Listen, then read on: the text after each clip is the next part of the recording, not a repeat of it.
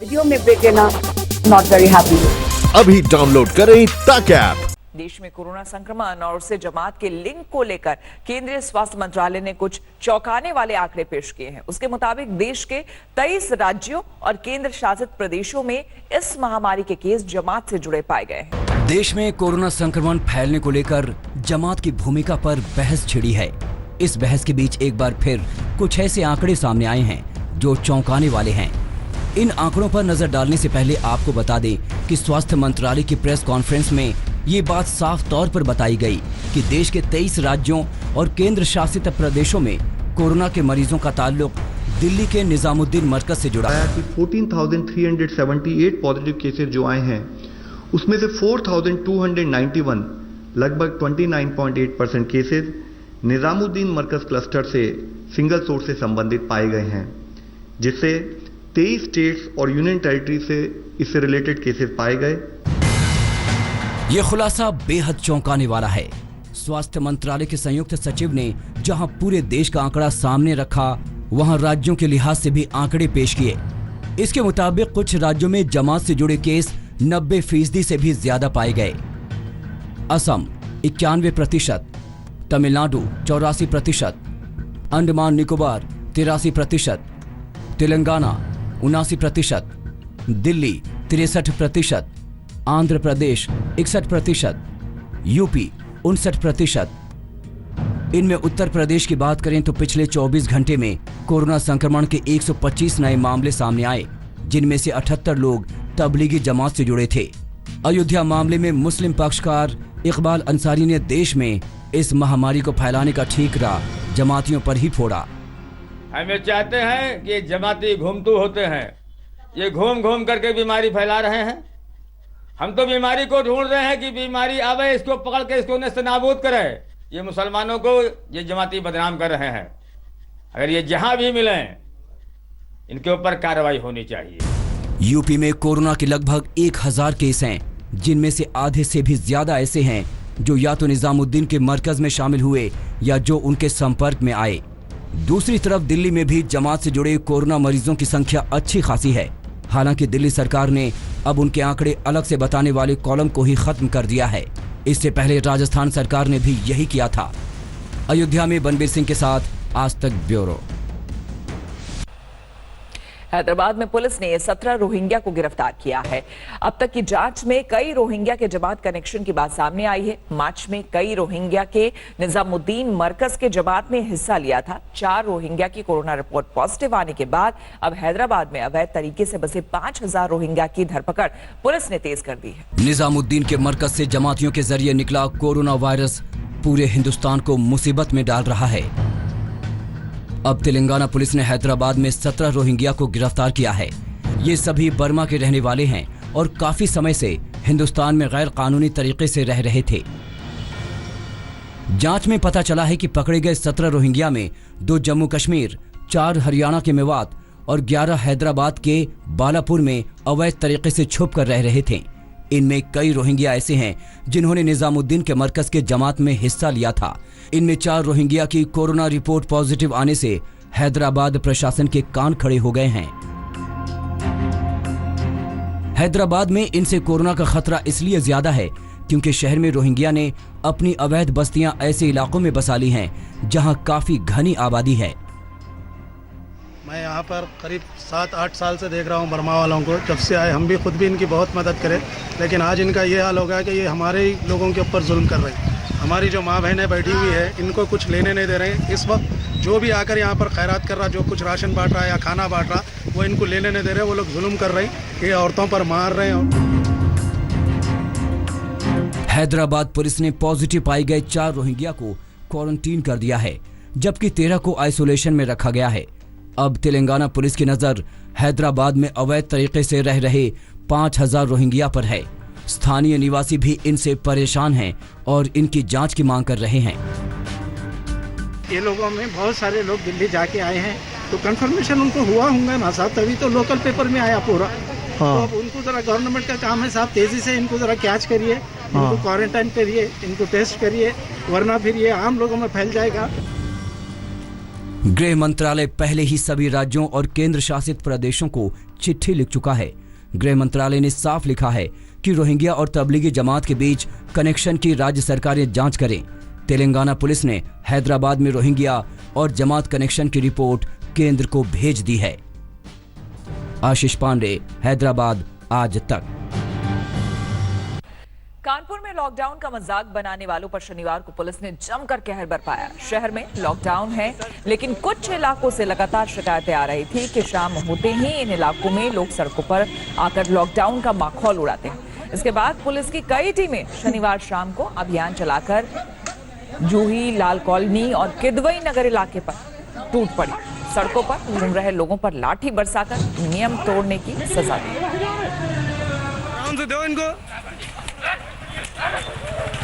इसके बाद रात 9 बजे पुलिस की टीम ने उन पार्कों में धावा बोला जहां रात को युवक भीड़ लगाकर मनमर्जी करते हुए दिखाई देते थे। गीता पार्क में पुलिस ने दर्जनों युवकों की जमकर धुनाई की, जो बैठकर ग्रुप में टिकटॉक वीडियो बना रहे थे।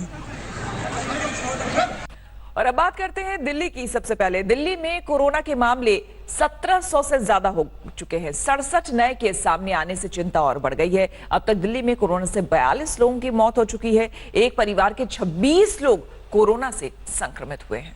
लॉकडाउन और 76 हॉटस्पॉट इलाकों की पूर्ण सीलबंदी के बावजूद दिल्ली में वायरस का हमला रुक रहा है। अब तक 1700 से ज्यादा कोरोना के संक्रमण के शिकार हैं। महाराष्ट्र के बाद सबसे ज्यादा कोरोना से संक्रमित मरीज अकेले दिल्ली में ही हैं। दिल्ली में कल 67 नए केस सामने आने से चिंता और बढ़ गई है। अब तक राजधानी में कोरोना से 42 लोगों की मौत भी हो चुकी है।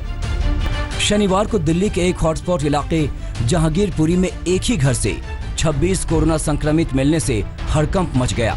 परिवार के लोग कंटेनमेंट जोन में होने के बावजूद एक दूसरे के घर जा रहे थे। अब इस लापरवाही का ही नतीजा है कि पूरा परिवार एक साथ वायरस के संक्रमण में आ गया है। जहांगीरपुरी में एक कंटेनमेंट जोन है, वहाँ पे एक ही कुनबे के 26 लोगों को कोरोना मिला है कल, एक ही परिवार के। तो वो 26 लोग मतलब पास कई सारे उनके मकान थे, तो वो एक दूसरे के घर में जा रहे थे। इस कंटेनमेंट के बावजूद भी एक दूसरे के घर जा रहे थे। कोरोना को कंट्रोल करने के लिए सबसे कारगर हथियार टेस्टिंग है। जितने ज्यादा टेस्ट होंगे उतने ज्यादा संक्रमित मरीजों की पहचान होगी। अब दिल्ली को 42,000 रैपिड टेस्टिंग किट मिल गए हैं। सबसे पहले दिल्ली के कंटेनमेंट जोन में एक साथ रैपिड किट का इस्तेमाल किया जाएगा। रैपिड किट हमारे को 42,000 किट मिल गई है। आज ट्रेनिंग चल रही है, हमारे जितने भी टेक्नीशियंस हैं, तो कल से स्टार्ट करेंगे।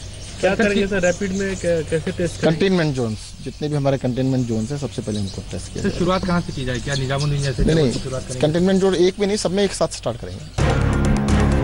इस बीच दिल्ली सरकार ने कोरोना से फ्रंट में लड़ने वाले योद्धाओं के लिए बड़ा फैसला लिया है।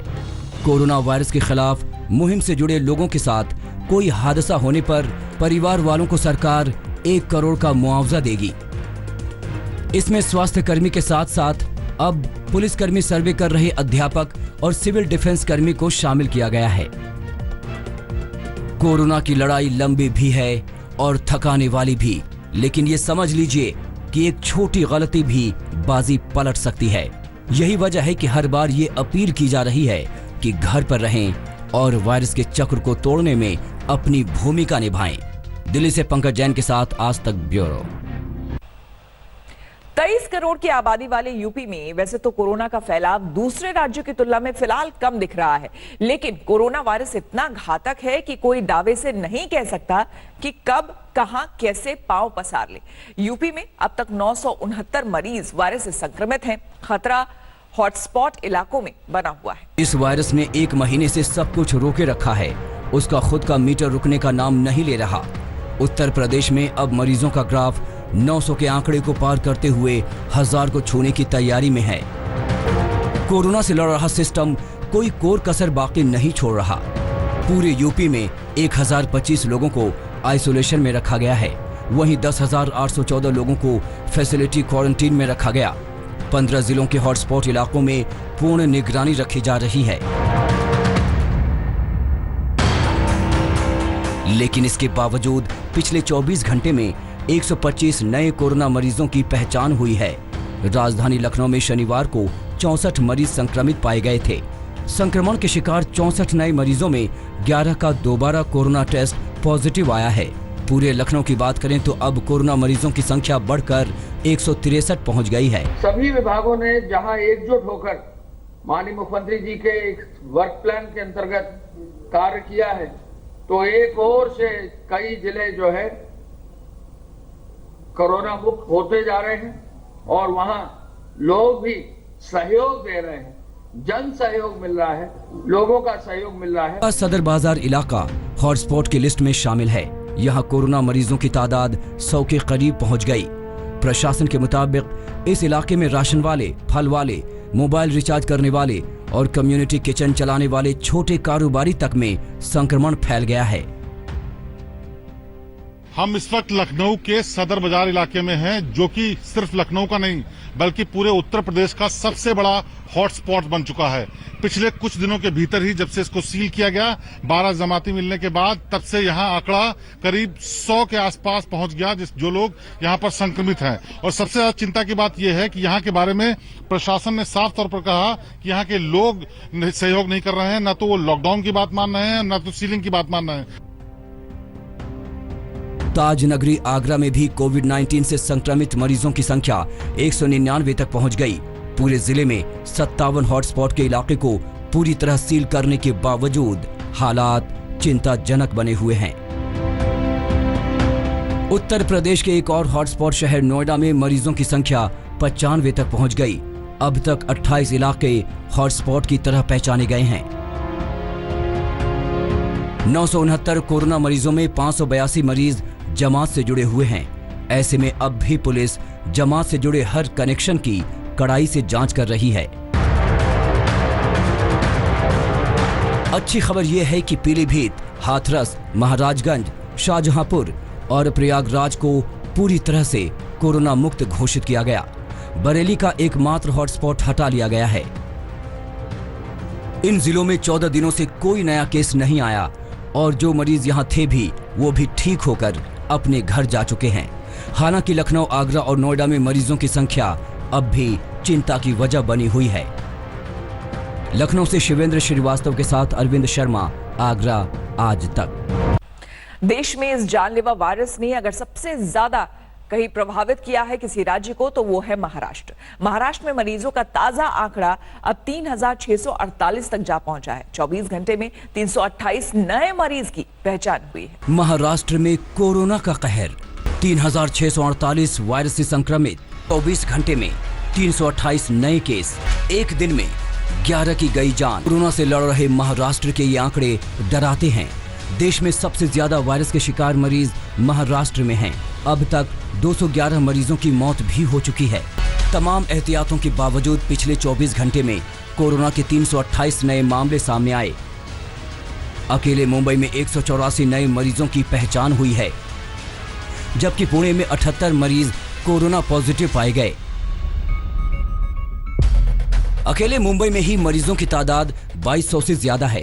381 हॉटस्पॉट इलाकों में लाखों लोग सील किए गए हैं। जैसे ही कोई कोरोना पॉजिटिव मिलता है, वैसे ही इलाका सील कर जांच की प्रक्रिया शुरू की जाती है। इस वक्त हम नवी मुंबई के वाशी इलाके में एपीएमसी मार्केट के सामने मौजूद हैं। अब यहाँ पर स्थिति गंभीर हो चली है। वो इसलिए क्योंकि शुक्रवार को एक 62 साल के होलसेल व्यापारी का कोविड-19 का टेस्ट पॉजिटिव आया है। यानी ये जो व्यापारी है ये कोविड-19 के लिए पॉजिटिव पाया गया है और इसके बाद पूरे इलाके में डर का माहौल है। हॉटस्पॉट इलाकों में बीएमसी दिन रात सैनिटाइजिंग का काम कर रही है। लोगों को जागरूक किया जा रहा है। सोशल डिस्टेंसिंग पर खास जोर है। पुलिस सड़कों पर एक्टिव है। 67,000 से ज्यादा लोगों का टेस्ट किया जा चुका है। खासकर हॉटस्पॉट इलाकों में टेस्टिंग का दायरा बढ़ाया जा रहा है। जैसे जैसे ज्यादा केस धारावी में सामने आए, धारावी के लोगों ने ये बात भी जान ली कि जितनी ज्यादा आबादी धारावी में है, कोविड-19 उतना ज्यादा इस इलाके को नुकसान पहुंचा सकता है।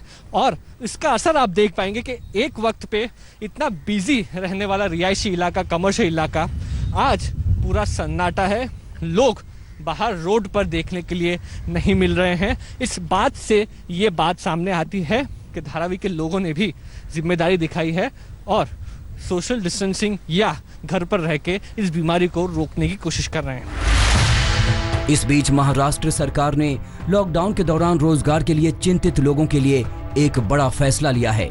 सरकारी आदेश के अनुसार अगले 3 महीने के लिए किराए के लिए लोगों को बाध्य नहीं किया जाएगा। लेकिन असली लड़ाई तो वायरस से है और वो सावधानी और धैर्य से लड़ने पर जीती जा सकती है।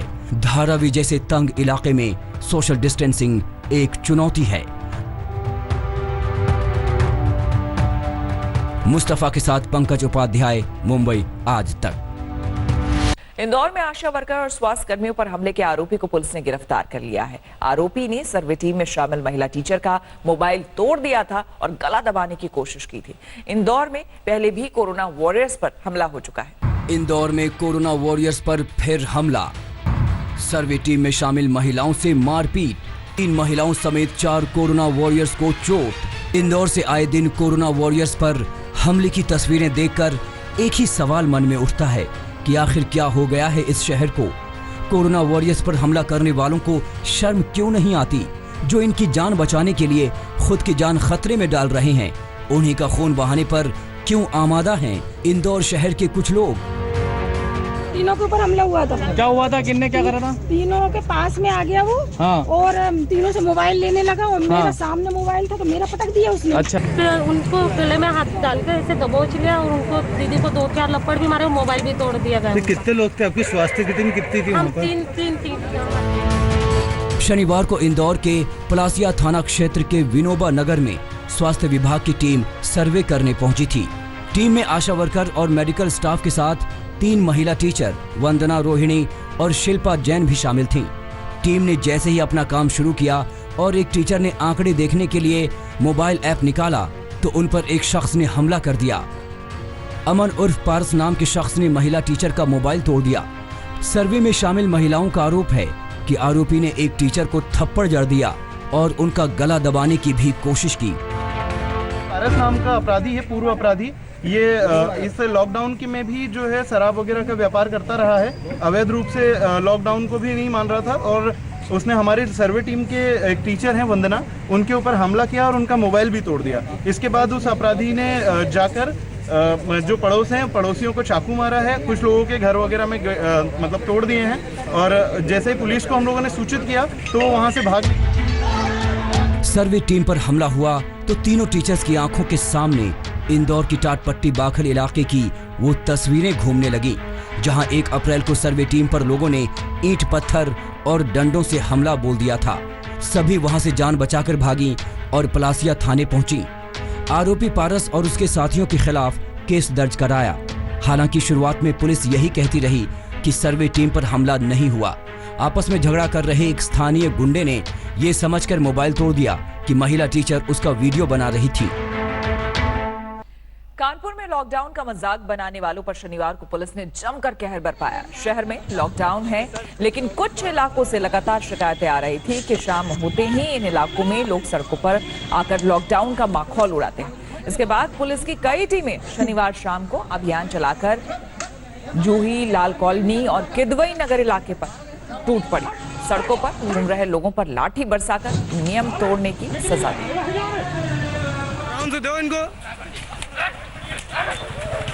इसके बाद रात 9 बजे पुलिस की टीम ने उन पार्कों में धावा बोला जहां रात को युवक भीड़ लगाकर मनमर्जी करते हुए दिखाई देते थे। गीता पार्क में पुलिस ने दर्जनों युवकों की जमकर धुनाई की, जो बैठकर ग्रुप में टिकटॉक वीडियो बना रहे थे। नमस्कार, मैं हूं अंजना ओम कश्यप। हमें उम्मीद है ये वीडियो आपको पसंद आया होगा। लेटेस्ट खबरों के लिए यूं ही देखते रहिए आज तक और इस वीडियो के पसंद आने पर लाइक, शेयर एंड सब्सक्राइब करना ना भूलें।